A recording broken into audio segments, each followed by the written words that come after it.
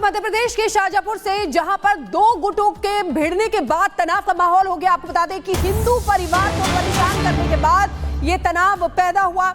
MP के शाजापुर से खबर है, दो गुटों में विवाद के बाद तनाव हो गया। देर रात हिंदू संगठनों ने जोरदार प्रदर्शन किया। पुलिस पर कार्रवाई न करने से भड़के हिंदू संगठन, और ये तस्वीरें उसी की हैं शाजापुर की, जहां पर दो गुटों में विवाद के बाद तनाव की स्थिति बन गई।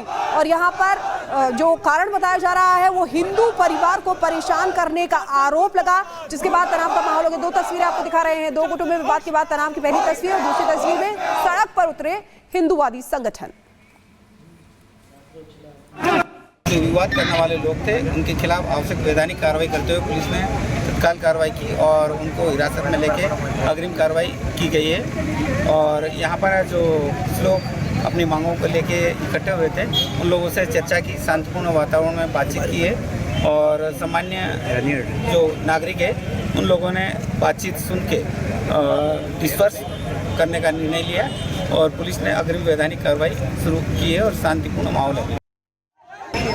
एक दिन पूर्व, 3 दिन पूर्व उन्होंने वहाँ घर पे पत्थर फेंके, ईंटों से हमला किया। आज क्या हुआ था? आज थाना शासन को हमने बताया, प्रशासन पे एफआईआर करवाई, लेकिन अभी तक 4 दिन हो चुके हैं, उनकी गिरफ्तारी नहीं हुई।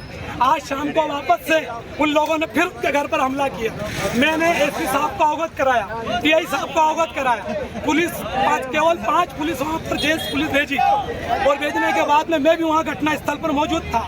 उन महिलाओं ने पुलिस की मौजूदगी में मेरे ऊपर भी ईंट से पत्थरों से हमला कर दिया। तो तनाव इस बात को लेकर था कि पुलिस ने कार्रवाई में थोड़ी ढिलाई की। हिंदू परिवार क्यों लाचार? शाजापुर में हिंदू परिवार को प्रताड़ित करने का आरोप है कि प्रताड़ित उन्हें किया गया है। मुस्लिम महिलाओं पर लगा है परेशान करने का आरोप कि मुस्लिम महिलाओं ने ये परेशानी पैदा की है। पीड़ित हिंदू परिवार के घर पर ईंट पत्थर से हमला किया गया। थाने में पीड़ित हिंदू परिवार ने शिकायत दर्ज कराई और इसके बाद पुलिस पर महिलाओं पर कार्रवाई न करने का आरोप लगा। इसके बाद गुस्सा ऊपर बढ़ गया। तो कुल मिलाकर मसला यही था, तनाव के बीच में क्या चीजें चल रही थी। और सत्यविजय भोपाल से इस वक्त हमारे साथ जुड़ रहे हैं। सत्यविजय, तस्वीरें हमारे सामने हैं, नाराजगी बढ़ती गई है दो गुटों में तनाव के बाद। अभी कैसे हालात बने हुए हैं, प्रशासन क्या कह रहा है? यह बिल्कुल देखिए, मध्य प्रदेश के शाजापुर में कल देर शाम जमकर हंगामा हुआ। हिंदूवादी संगठन सड़कों पर उतरे और काफ़ी नारेबाजी हुई, चक्का जाम हुआ। हिंदूवादी संगठनों का साफ तौर पर यह कहना था कि पुलिस प्रशासन जो है पीड़िता की सुनवाई नहीं कर रहा है, क्योंकि एक पीड़ित हिंदू परिवार ने समुदाय विशेष पर उन्हें परेशान करने के आरोप लगाए थे। इस मामले की शुरुआत 3 से 4 दिन पहले हुई थी, जब उस पीड़ित परिवार ने इसकी शिकायत भी की थी कि उसको परेशान किया जाता है, उसके घर पर पथराव किया जाता है, क्योंकि उस मोहल्ले में ज़्यादा आबादी मुस्लिमों की है। और इसकी शिकायत तो पुलिस ने सुन ली थी, लेकिन उस पर कोई एक्शन नहीं लिया था। इसके विरोध में कल हिंदूवादी संगठन सड़कों पर उतरे, जहां पर हंगामा हुआ। इस दौरान समुदाय विशेष के लोगों ने इनके वीडियो बनाने की कोशिश की, जिसके बाद वहां पर मारपीट जैसे हालात बन गए। हालांकि अब स्थिति वहां पर सामान्य है, शांति है, क्योंकि कल का विरोध प्रदर्शन और लोगों का आक्रोश देखते हुए पुलिस ने तुरंत ही एफआईआर दर्ज की है और 5 से 6 नामजद आरोपियों को हिरासत में भी ले लिया है। पुलिस का यह कहना है कि आगे भी इस मामले से जुड़ा जो भी पहलू होगा उसको इन्वेस्टिगेट किया जाएगा। लेकिन कल देर शाम करीब 1 से 1.5 घंटे शाजापुर की सड़कों पर जमकर हंगामा हुआ। हिंदूवादी संगठनों ने पुलिस प्रशासन के खिलाफ भी नारेबाजी की। उनका कहना था कि जब पीड़िता की सुनवाई नहीं होने पर हिंदूवादी संगठन उसके घर पहुंचे तो उनके ऊपर भी पथराव हुआ, ऐसा आरोप लगाया है। इसके विरोध में कल सड़कों पर जाम किया, बाजार बंद कराया और एक काफिला जब थाने का घेराव, एसपी ऑफिस के घेराव के लिए निकला, इस दौरान थोड़े से हालात वहां पर बिगड़े। हालांकि पुलिस ने मौके पर पहुंचकर जिस युवक की पिटाई की जा रही थी उसको बचाया और उसके बाद अब इन संगठन की और पीड़िता की शिकायत के आधार पर एफआईआर दर्ज कर ली है। 5 से 6, जैसा कि मैंने कहा, नामजद आरोपी बनाए हैं, जिन्हें हिरासत में ले लिया है और सीसीटीवी फुटेज और बाकी चीजों को देखते हुए पुलिस आगे की इन्वेस्टिगेशन कर रही है। लेकिन बड़ा सवाल यह है कि आखिर हिंदूवादी बिल्कुल आप पूरी जानकारी दे रहे हैं। बहुत बहुत शुक्रिया तमाम जानकारी देने के लिए। सत्यविजय हमारे संवाददाता जानकारी दे रहे थे किस तरीके से वहां पर प्रदर्शन हो रहा है, तनाव की स्थिति बनी हुई है। आगे बढ़ते हैं, प्रयागराज में छात्रों का प्रदर्शन लगातार जारी है, 5वां दिन है, लेकिन बड़ी बात यह है कि यहां पर आंदोलन कम, सियासत ज्यादा हो रही है। देखिए,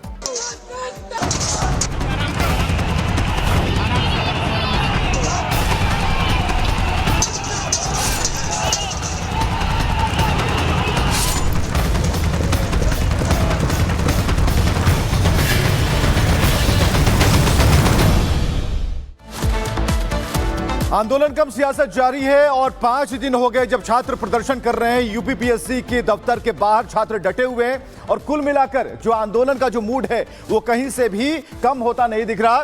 तो हम आपको बताएं कि प्रयागराज में 5वें दिन भी छात्रों का प्रदर्शन जारी है और 5वें दिन भी छात्र जो हैं सड़कों पर हैं। यूपीपीएससी के बाहर इनका प्रदर्शन लगातार जारी है और पॉलिटिकल शो प्रयागराज में देखने को मिल रहा है कि प्रतिक्रियाएं आ रही हैं, अलग अलग रिएक्शन आ रहे हैं। आरओ का नोटिफिकेशन जारी करने की मांग की जा रही है। छात्र अपनी मांग पर अड़े हैं, किसी की भी सुनने को राजी नहीं है। और यहां पर प्रदर्शन का जो तरीका है, 2 तस्वीरें जहां पर पुलिस के अधिकारी भी यहां पर पहुंचते हैं और उनसे बात करने की कोशिश करते हैं, लेकिन छात्रों की जो मांग है उस पर वो गंभीरता से अटल हैं।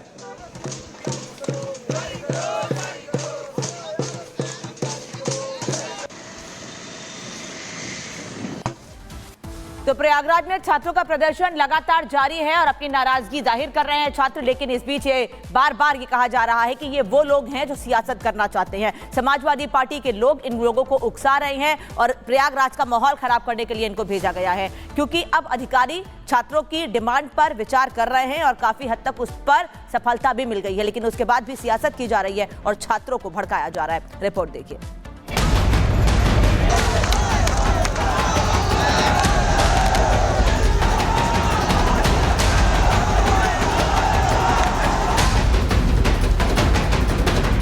प्रयागराज में प्रतियोगी छात्रों का हुजूम सड़कों पर जमा था। लोगों के हाथों में बैनर पोस्टर थे।